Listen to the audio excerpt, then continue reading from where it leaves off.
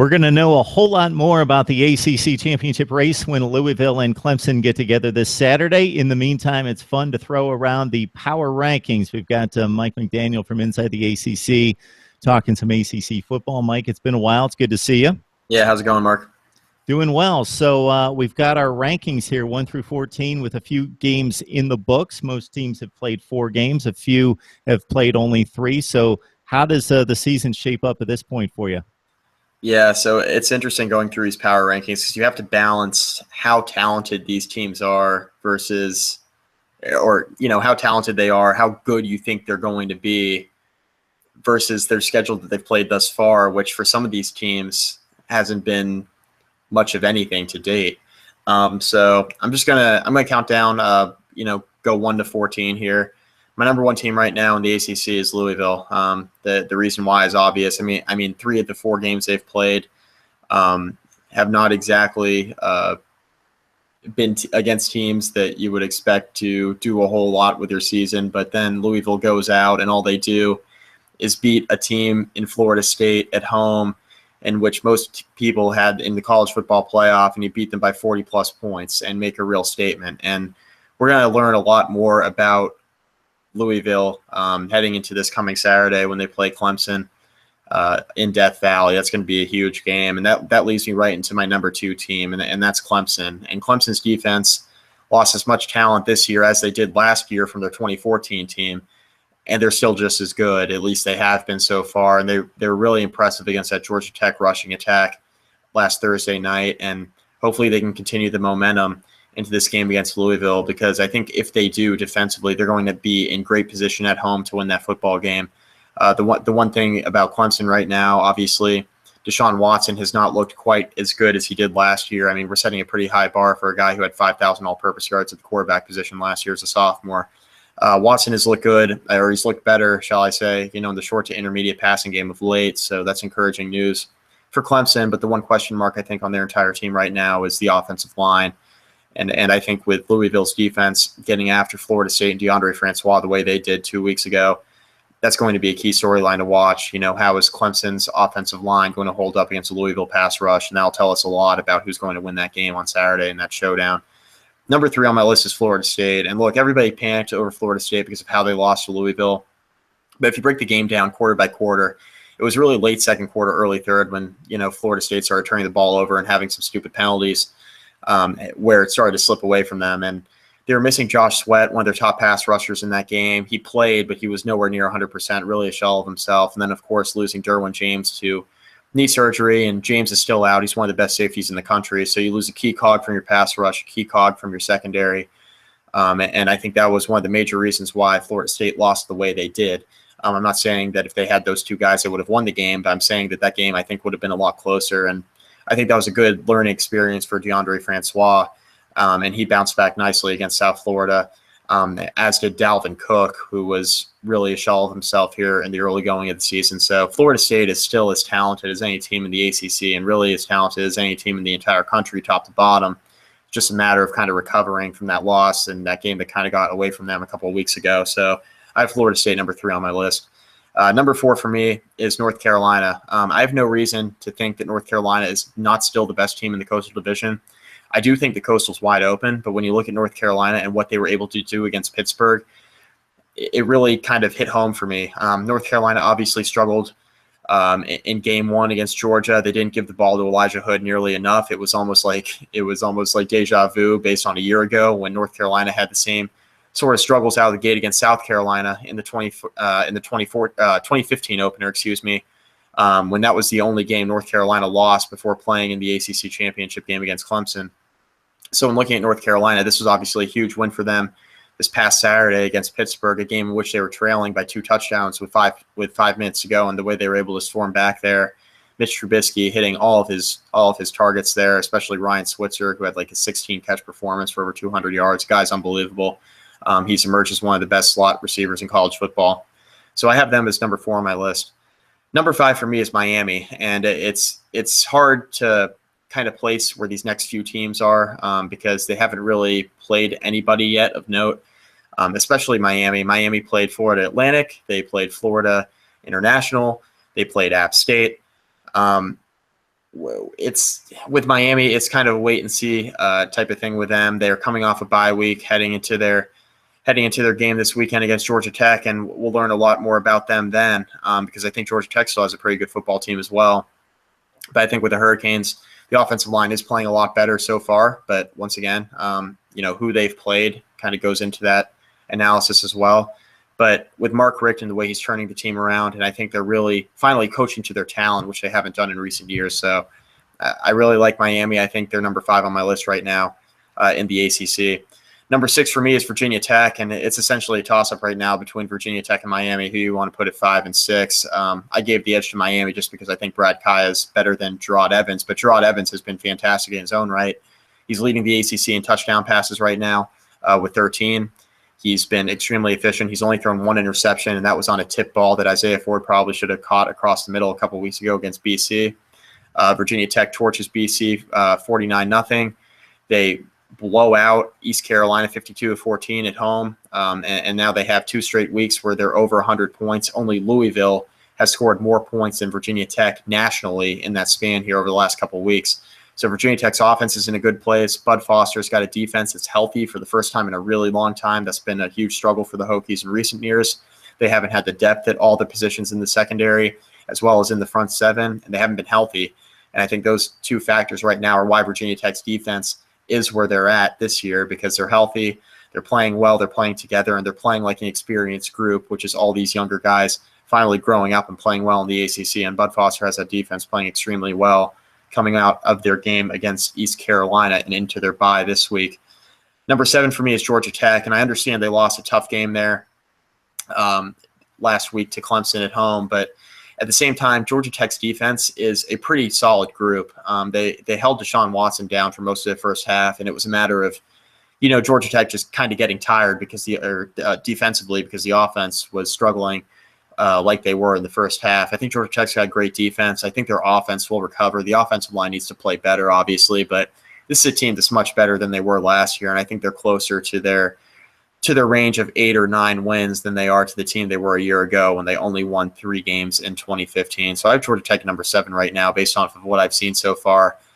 Number 8 for me is Pittsburgh, and Georgia Tech-Pittsburgh is another toss-up right here in the middle. But the way Pittsburgh lost against North Carolina only affirmed to me that their defense is struggling more than a lot of people are making it out to be because of Pat Narduzzi being the coach that he is. When looking at Pittsburgh and the way they've played so far, I've been impressed with their offense. It's been kind of crazily explosive, which we haven't seen in recent years. Obviously, bringing James Conner back helps, but Nate Peterman has been very good in the passing game. They got Kadri Henderson, their playing receiver, who's really emerged in the absence of Tyler Boyd, who, of course, has moved on to the NFL. So we expected Pittsburgh to take a step back on offense, mostly because we didn't know what James Conner was going to be, but he looks every bit as good as he was before he went down with a knee injury and, of course, the cancer diagnosis last year. But he's come back stronger than ever, and he looks great in the running game. Nate Peterman's playing great, but the question for Pittsburgh, of course, is now in the secondary, where they have a lot of athletes here with Jordan Whitehead highlighting the group, but they've really struggled to date, and we saw that in the last 5 or 6 minutes of that North Carolina matchup when they couldn't close them out. So there are some concerns there with Pittsburgh, but they're as talented as any team in the Coastal Division. Number 9 for me is Wake Forest. Wake Forest is the most improved team in the ACC for me. When looking at Wake, obviously the rushing defense is a big reason why. They have one of the top units there against the run in all of college football right now, and their offense is playing a lot better. Kendall Hinton took over the starting quarterback for John Wolford in week 3, but then, of course, went down with an injury of his own. They lost Cade Carney, the running back, who had played well in the first couple weeks of the season as well, but all they did was bring John Wolford back into the fold as the starting quarterback. He goes in on the road to Indiana, a Big Ten team, and he runs for 2 touchdowns and throws for another touchdown and had a pretty efficient performance, completing over 60% of his passes and throwing a touchdown pass and not turning the football over. So if you do that, Wake Forest, your defense might be enough to win games here in the ACC, especially with the schedule they have here moving forward. It's not inconceivable that Wake Forest could get to 7 or 8 wins before it's all said and done. I know that seems crazy to think, but just take a look at their schedule and you'll see what I mean. They're already 4-0 and in great shape to make their first bowl game since, I believe, the 2010 season, so it's been a while. Number 10 on my list is Duke. Duke is another really hard team for me to gauge right now. It looks like they had a good win last weekend against Notre Dame in South Bend, one of the biggest wins in school history for them probably. but we don't know what Notre Dame is. They look like a mess right now. So how good is that Duke win? Only time will tell, but they have a really good quarterback there at freshman Daniel Jones, who's emerged as a pretty solid passer for them and a decision maker who's improving here week in and week out moving forward. So I like Duke, but I'm not really sure how good they really are. And I think we'll kind of get more of a gauge of that moving forward. They have a game against Virginia this weekend, a game that they should be able to win at home, but we'll just have to see if Duke can improve to 3-2 on the season. Number 11 for me is NC State. They've gotten off to a 2-1 start. They lost to East Carolina. That's been their only loss so far, and we don't really know a whole lot about NC State. They've played a soft schedule in the non-conference like they have in the last few years, so we'll learn a lot more about them here as we navigate through their Atlantic Division, their Atlantic Division heavy schedule, and then of course the couple teams they'll play out of the Coastal here later in the season. But not really sure what to make of NC State yet, but I think they do have the talent to stay out of the cellar in the ACC. Number 12 for me is Syracuse. And look, Syracuse's offenses look great under Dino Babers. I mean, you have a lot of players on that offense. Editawo or however you pronounce that receiver's name, he's been really solid for them. He had over 200 yards last weekend in their victory. Eric Dungy has been great. He's been throwing for 300 and 400 yards, and he's been pretty efficient doing it. I think the quick passing attack for him and that Dino Babers offense has really helped him develop here in his second year at the helm at quarterback for Syracuse. And the Orange are a couple years away, obviously, from a talent standpoint, from really competing in the ACC. And they, of course, play in the tougher of the two divisions, being in the Atlantic. But I've liked what I've seen out of Syracuse from a development standpoint. I don't know if they'll make a bowl game this year. They got a really tough schedule here the rest of the way. But they've already gotten 2 wins. I think they could get to 4, and anything more than that I think would be gravy in the first year for Dino Babers. But this is a team that's definitely moving in the right direction, especially offensively. Number 13 for me is Boston College. And look, BC, they played a hard-fought game against Georgia Tech in Ireland, but that's really been about it for them.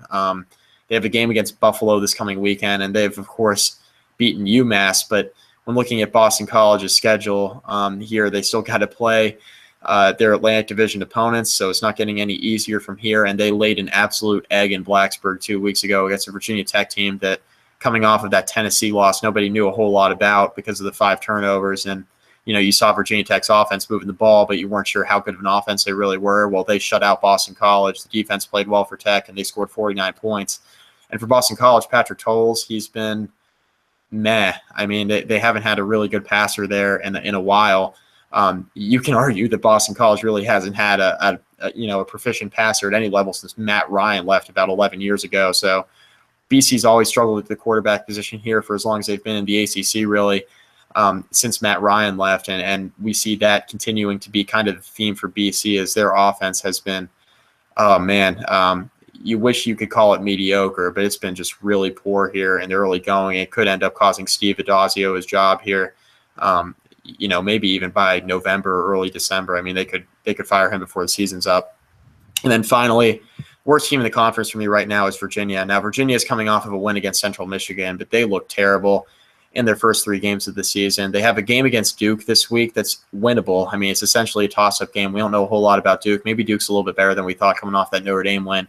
But Virginia beats Duke this weekend. Boston College will definitely be back in the cellar in the ACC. I mean, I can argue that, but with the way Virginia's played the first 3 weeks, it's tough not to put them as the worst team in the conference right now. They just don't appear well coached. They're committing a bunch of turnovers. The penalties have been numerous across the board, both offensively and defensively. So it's tough for me not to have Virginia at the bottom rung right now, but I think it's going to be Virginia, BC, and Syracuse kind of battling it out for the cellar here before it's all said and done. So that's my rankings, Mark. I know that was a little long, but tried to pack that with as much analysis as I could there. No, Mike, I thought it was great. It was an excellent, very thorough thumb scale sketch of each team in the ACC. So what I'm going to do is basically not so much look at what I think the teams have done or what the talent level is, but basically performance on the field. So I'm ranking these teams strictly based on what I think their performance has been on the field to date, and not try to project the 1 through 14 status of the league going into the ACC championship game or the talent on the field. So Louisville is number one in the ACC for me. They've got one of the most dominant victories in the country this season over Florida State by 43 points. And Florida State, of course, did not look good in that game, but considering the Seminoles should still win at least 9 games this season and defeated a top 15 Ole Miss team, that Louisville win is huge on my radar there. Of course, they're playing Clemson this week, and that's going to decide so much. That has now become the de facto ACC championship game with Louisville and Clemson. That brings us to the Tigers at number 2. They have 2 very solid wins against Auburn and Georgia Tech. I know that they only scored 19 points at Auburn, but if you look at the Auburn Tigers defense and the way that they've performed over the first few weeks of the season, limiting LSU to just 13 points last week, Auburn has an exceptional defense. Clemson went there. Their defense showed up, and it's an outstanding defense. Of course, they had the scare against Troy, but they had a sound win against Georgia Tech and limiting the Yellow Jackets to just 7 points. Very impressive. Louisville at 1, Clemson at 2. Florida State, and again, this isn't just that I think that the third best team in the conference. I think that they still, despite the blowout loss to Louisville, have the third most impressive resume to date.